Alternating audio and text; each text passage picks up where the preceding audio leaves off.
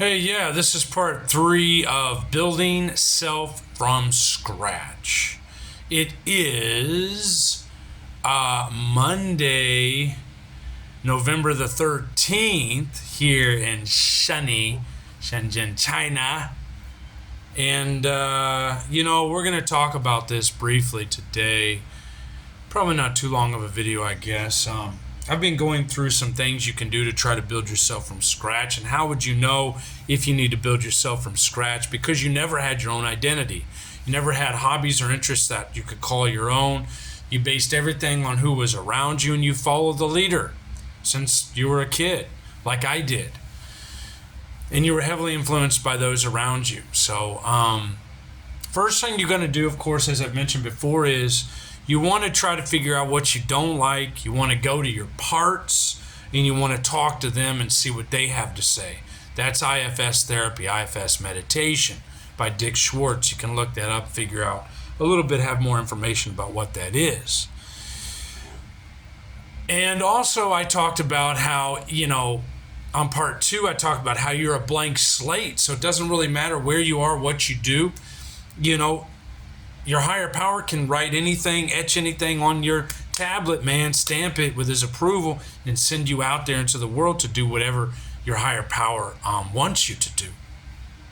Because if you have no identity, hell, let's create a new one. Let's create it, doesn't matter what it is. It could be anything. And I talked about a couple things yesterday. Now today I just want to briefly mention, we've written down what we don't like, okay? We've got some ideas about what we don't like. Now we need to start figuring out what we do like. And that's going to take practice. That's going to take some time. You have to experiment a little. You have to get out there and try new things. For example, what are some things I can say I like to do? And it just was a moment of inspiration yesterday. I have these paints. Okay, and I actually put the video up. You can check it out. It's called ASMR Inner Child Work Painting. It's on my channel here. Just put it up yesterday. And you can see where I'm painting. And how did that come about? Well, there are these things. I'm downsizing. I'm about to move out of here, okay? Moving out of China maybe, leaving China. And I'm just downsizing, getting things organized, packing, repacking. And there's some paints I got. And I had some paints, little watercolor paints sitting around. And I thought, well, I'll just donate those to the school. This part-time job I've been working at. I'll donate those to the school there, and they can use them for the kids or whatever. And I thought, somehow something happened, and I thought, what if I let my kids play with those paints, my inner kids? So what do you know? I was scared to do it because I didn't really want to take the time or invest the energy. There was a part of me that was resisting resistant to this. But I got them out and I went over there to the table and the countertop, and I got the paints out, and I started doing it. It just happened, and all of a sudden, next thing you know, I've got this crazy abstract expressionist mural on the back of a piece of paper that I painted, and wow, how cool those are. So, I feel very grateful, fortunate. Hold on, I'm going to grab them. Be right back.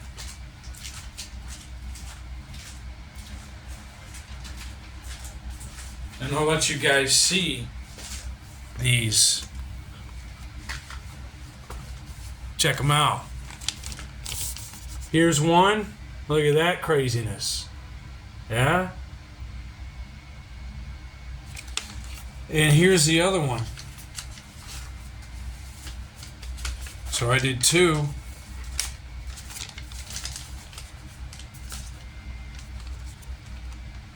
Here's the other one.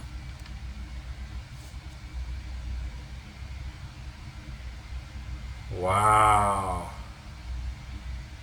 I mean, I gotta say, it's pretty cool. Even looking at it now, I'm pretty impressed with the fact that my kids came up with that, man. Just boom. Just spontaneously came out, both of those.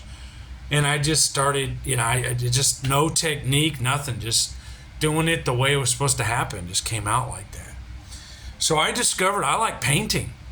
And I remember when I was a little boy, I painted with red paint on the ceiling. Similar style probably as I still paint. I painted on that ceiling of the trailer, and my brother told on me, my older brother told on me. And my mom got angry about it. I don't remember all the exchange. I was just a kid, just a little boy, and I was reprimanded for it. And I don't think I painted much after that. I got pretty scared. But now I'm discovering I like painting. My inner kid's like that. There's something I'm reconnecting with an earlier piece of self. Maybe that little boy who painted that red on the ceiling. I'm reconnecting with that boy. The boy who always knew he loved painting. And so I reconnected yesterday. So I've realized I like painting. I like getting up on a stage and being recognized. Like I did comedy last night. I'm trying some new things. I'll probably try some other new things soon, like dancing, salsa or something. I may try it. I'm scared to do it. I'm nervous.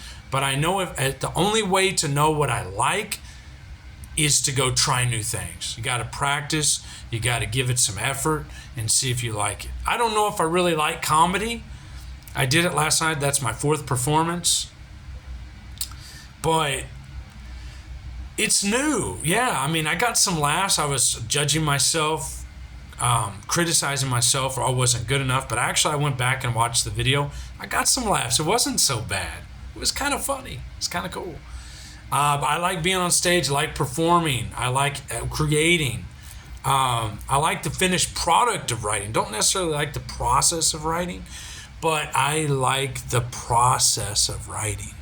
That I enjoy. I like being recognized in any way. Validated, recognized, discovered, seen, heard. I like helping others. I love to hold the door open for a disabled person so they can go through, or helping an old person do something, cross the street or lift a box for them or whatever. I enjoy helping people. I've got the caretaker archetype, the Jungian archetype caretaker. That's me. So there are some things we can really be looking at here, and you can really just start trying. You've got to try new things though, guys. You've got to paint like I did. You've got to do some comedy like I did last night, or you got to go out and rollerblade, or just try some new arts and crafts. Whatever, it could be something simple. Start a journal. If you're not journaling yet, start a journal. I do that pretty regularly, and I do enjoy keeping track of my thoughts. But this is a discovery process. It's a journey, not a destination. So keep trying, find out some things you like. This is part 3, and in this part, I'm really wanting you to start experimenting, going out and finding out what you like to do. How do you do that? You're just going to have to experiment with it. Come up with some new things. Just brainstorm a little and then go out and try it. Look at what your friends do. Look at what people do that are happy. Fly a kite. Maybe you like to kite fly. Fly kites. Maybe you like to fly a drone. Go get a drone.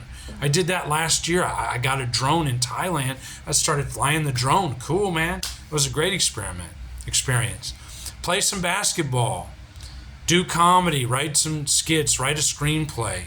Write some poetry. Volunteer. I've offered to volunteer catching cats so they can be spayed and neutered. Giving back to some community efforts. That's all I got for today, guys. Get out there, practice, experiment, play around, get in touch. The best way to build self is let the inner children play. So that's what we're getting at here. Connecting with the inner children, the authentic self, so that you can build your own identity from scratch. All right. Till next time. Take care.